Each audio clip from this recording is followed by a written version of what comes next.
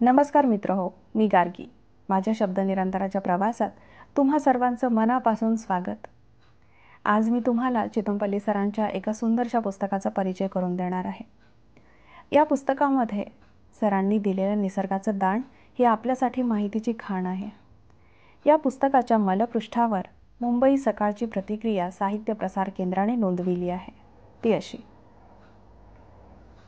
चितमपल्ली सरांनी हातचं न राखता हे जंगलाचं देणं भरभरून दिलं आहे.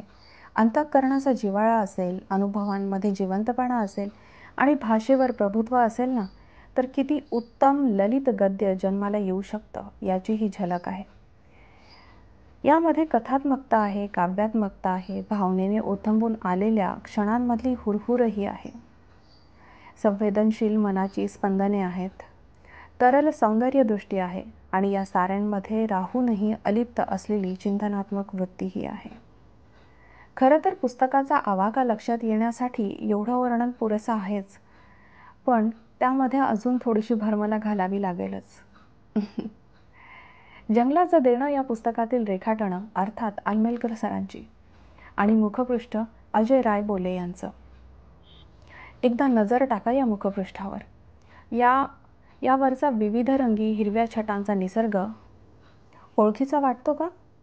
सरांच्या साऱ्या पुस्तकांमधून या पुस्तकाच्या मुखपृष्ठाच्या मी प्रेमात आहे. सर हे पुस्तक ज्येष्ठ वनाधिकाऱ्यांना अर्पण करतात. प्रथम आवृत्तीच्या प्रास्ताविकामध्ये ते लिहितात: शहरातील वृक्ष आणि नीरस जीवनामुळे अरण्यातील आनंददायी आणि प्रसन्न वातावरणाची, त्यातील सौंदर्याची माहिती फार थोड्यांना असते. अरण्यातील वास्तव्याने मन विचारी बनतं, भावना अधिक पवित्र होतात. वनातून भ्रमंती करताना वृक्ष, वनांचं, त्यातून दिसणाऱ्या आकाशाचं, तसंच धर्तीवरील उदकाचं सौंदर्य मला पाहता आलं. पशुपक्षी, कीटक, सरपटणारे प्राणी यांचंही सूक्ष्म निरीक्षण मला करता आलं. पाखरांनी तर माझं भाव विश्वच व्यापून टाकलेला आहे. त्यातूनच हळूहळू अनुभव संचित होत गेला. हा तर आत्मसाक्षात्कारच नाही का? मित्रहो, 27 लेखांमध्ये हे जंगलाचं देणं सरांनी विभाजित केलं आहे. हे पुस्तक तुम्ही वाचाच, पण या पुस्तकामधला पळस मात्र नक्की वाचा. तर या पुस्तकातला प्रथम लेख आहे जंगलाचं देणं. जंगलं कशी निर्माण झाली असावीत? वाऱ्या वादळानं वृक्षाचं बीज जिकडं तिकडं विखुरलं, पाण्यानं ते वाहून आलं, तर कुठे पाखरांनी आणून टाकलं. जमिनीच्या पोताप्रमाणे कुठं ते वाया गेलं, तर कुठे रुजलं, वाढलं, जनावरांपासून वाचलं तेवढं फोफावलं, त्यांची झाडं झाली. कुठं एकटं तुकटं, कुठे समूहान. स्वतःचा मुक्तपणे आकारबंध शोधित, पण असा आकार शोधत असताना शेजारी शेजारी वाढणाऱ्या झाडांचंही भान ठेवावं लागतं बरं का या जंगलाला. आपल्या छावणीमध्ये बसून हे वर्णन सर आपल्या नोंदवहीमध्ये नोंदवित होते. त्यावेळेस या छावणीला साथ देणाऱ्या पाऊल वाटेलाही सरांनी आपल्या शब्दांमध्ये उतरवलं. ते वाचताना आपल्यालाही रानभूल होते हे मात्र नक्की. तुम्ही कधी जंगलामध्ये वाढणारा वृक्ष पाहिला आहे का? तो जसा वयाने वाढतो ना, तसा तसा त्याच्या बुंध्यांचं, त्याच्या फांद्यांचं, त्याच्या पानाफुलांचं सौंदर्य खुलत असतं. तो कितीतरी पाखरांना आश्रय देतो, कितीतरी प्राण्यांना स्निग्ध सावली देतो. फक्त माणूसच असा एक प्राणी आहे की जो वाढत्या वयाबरोबर कुरूप दिसायला लागतो. या लेखामध्ये तुम्हाला कालवं मिटतानाचा होणारा आवाज कळेल. उदाचं घबाड अर्थात उदमांजर अर्थात ऑटर भेटेल. यामध्ये घबाड हा शब्द आहे ना, याचा अर्थ धन असा होतो. ऋग्वेदात देखील पक्ष्यांच्या घरट्यातील पिलांना धनाचीच उपमा दिली जाते. हे माहिती असेलच तुम्हाला, मला मात्र हे या लेखामधून कळालं. या लेखामध्ये समुद्रविंचवाची घरंही दिसतील तुम्हाला. खाजणीच्या अर्थात मॅनग्रोव्ह जंगलांचीही ओळख होईल. अरण्यावर प्रेम करणाऱ्या एका अरण्य ऋषीने लिहिलेले हे शब्द आहेत. हा अरण्य ऋषी असेही म्हणतो: ग्रंथामध्ये आढळून येणार नाही असं ज्ञान मी जंगलातून प्राप्त केलंय. गुरुजनांकडूनही शिकता येणार नाही ते वृक्ष आणि दगडांनी पडविलंय मला. वृक्षां इतका धर्मात्मा कुठेही नाही. त्यांच्यापासून मी देवाचं अस्तित्व जाणलंय. मग काय मित्र, वाचाल ना? वाचाल तरच तुम्ही वाचाल हे मात्र नक्की. तर या पुढचा लेख आहे चिंचा आल्यात पाडाला. दीर्घायुष्य असलेलं, चिवट, सदा हिरवंगार असलेलं, डेरेदार आकाराचं, गर्दछाया देणारं, गावाचं वाऱ्या आणि वादळापासून संरक्षण करणारं, विपुल पानं, फुलं, फळं देणारं, इतकेच नव्हे तर बगळा, ढोकरी, पानकावळे, कांबऱ्या ढोक अर्थात व्हाईट नेक स्टॉर्क, कंकर, व्हाईट इबीस, अडई, वणकी इत्यादी पक्ष्यांच्या गूढ घरट्यांना आश्रय देणारं कुठलं झाड असेल ना, तर ते आहे चिंचेचं झाड. भारतात नारळाला कल्पवृक्ष तर चिंचेला खजुराचं झाड म्हणतात. अरबी भाषेमध्ये चिंचेला तमार उल हिंद अर्थात हिंदुस्थानचे खजुरीचे झाड म्हणून संबोधले जाते. चिंच आणि खजुराचा रंगही अगदी सारखाच असतो. बगळे, ढोकरी हे प्रामुख्याने चिंचेच्या झाडावरच का घरटी करतात हे मात्र पक्षीशास्त्राला पडलेलं कोडं आहे. 150 झाडांपैकी काही मोजक्या झाडांवरच त्यांची विपुल घरटी का असतात हेही पुन्हा एक गोड आहे. या चिंचेबद्दल चांगल्या वाईट लोककथा ऐकण्यात आहेतच. असो, चैतन्य महाप्रभूंना या वृक्षाखालीच बोध प्राप्त झाला होता आणि तो वृक्ष आज वृंदावनामध्ये आहे असं सांगितलं जातं. अशा कितीतरी अनाकलनीय गोष्टींची माहिती या लेखामध्ये आपल्याला सर देतात. यानंतरचा लेख आहे पळस. पळसाच्या लाकडामध्ये सुप्त अग्नी असतो. प्राचीन काळी यज्ञासाठी अग्नी प्रज्वलित करण्याकरता पळसाच्या लाकडाचा उपयोग केला जाई.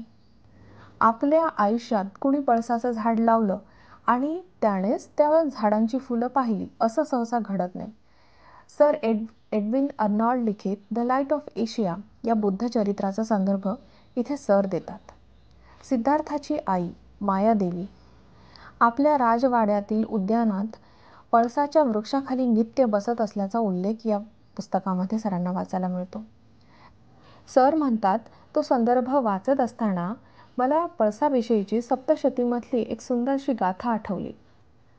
पोपटाच्या चोचीप्रमाणे लाल भडक अशा पळस पुष्पांनी पृथ्वी शोभायमान झालेली आहे. जणू बुद्धाच्या चरणाशी वंदन करण्यासाठी लोटांगण घालणाऱ्या भिक्षू संघाप्रमाणे हे दृश्य दिसत आहे. आपल्या संस्कृत व प्राकृत वाङ्मयामध्ये वसंतोत्सवाची विपुल वर्णनं आहेत.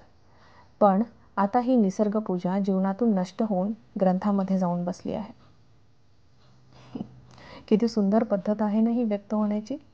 असं व्यक्त होता येणं ही खरं साधी सोपी गोष्ट नाही आहे. खूप मोठी साधना लागते त्याच्यामागे. या पुढचा लेख आहे निंबोणीचं झाड करवंदी. या लेखामध्ये आपल्याला भागलेला चांदोबाही भेटतो आपला. हे निंबोणीचं झाड दिवसा फारसं आकर्षक दिसत नाही, पण सायंकाळी त्याच्या सावलीचा गर्द तांबूस रंग काळा दिसू लागतो. त्याची सुंदर हिरवी पानं निळ्या आकाशाच्या पार्श्वभूमीवर मोठी मनमोहक वाटतात.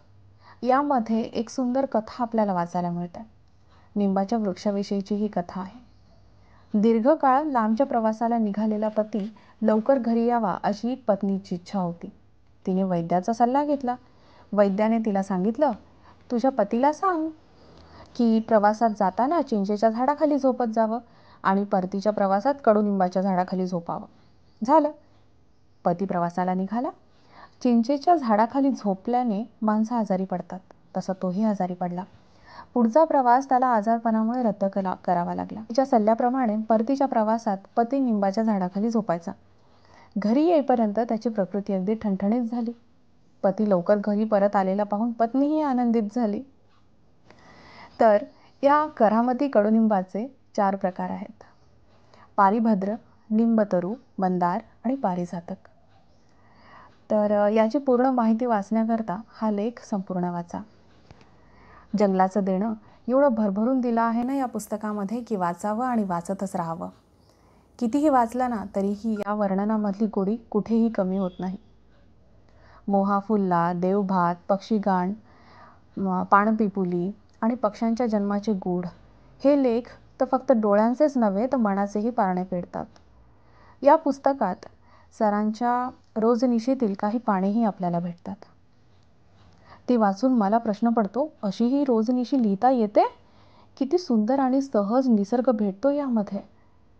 मला सरांना इथे प्रश्न विचारावासा वाटतो, सर रोज जाऊन तुम्ही त्या निसर्गाला भेटता की तो निसर्ग रोज स्वतः येऊन तुम्हाला भेटतो आणि या रोजनिशीमध्ये उतरतो हो? खरंच प्रत्येक शब्द आणि त्यातून टिपला गेलेला तो अनुभव हे तर सुवर्ण क्षण आहेत.